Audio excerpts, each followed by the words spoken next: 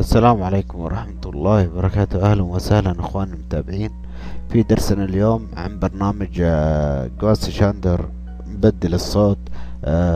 طبعا النسخة اللي عندي النسخة السادسة، آه، نفس الخدمات، وإن كانت النسخ الجديدة تحمل ميزات أكثر، ولكن أنا مسوي الشرح على النسخة السادسة. طبعا البرنامج تقدر تستخدمه في الشات، تقدر تستخدمه ايضا في جميع المحادثات الماسنجر وحاجة زي كذا. نشوف البرنامج الآن. طبعا بعد تحميل انا رافع البرنامج على موقع ميديا فاير، بضغطه يطلع لك البرنامج طوالي. حمله، ما عندك اي مشكلة. بعد ما تحمله راح يكون عندك بهذا الشكل. كليك هنا يطلع عندك البرنامج. تبدأ تضغط على ايقونة البرنامج، يبدأ يستحضر البرنامج التثبيت، عملية السيت اب. ما في شيء غير نيكست نيكست نيكست نيكست.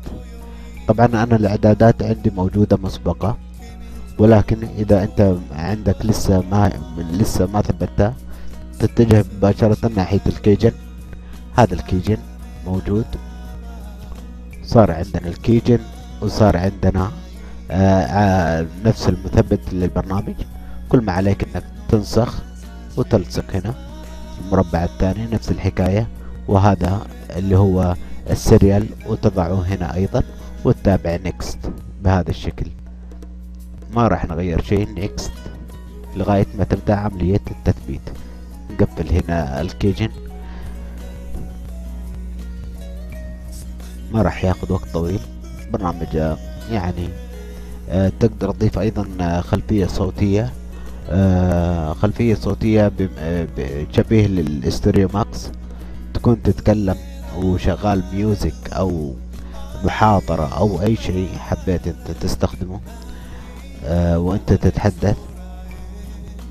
وراح نوريكم يعني لمحة بسيطة عن كيفية استخدام البرنامج.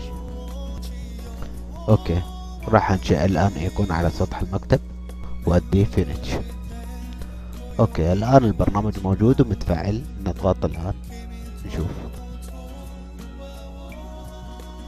اوكي، هذا البرنامج موجود.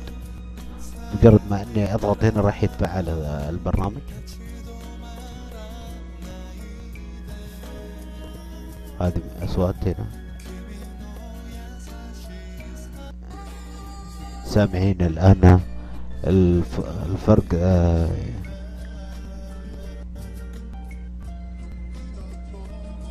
بهذا الشكل.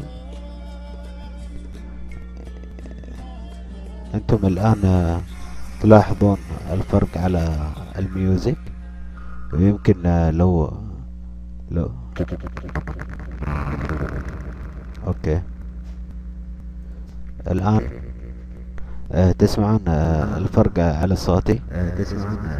تقدر تسمع بهذا الشكل.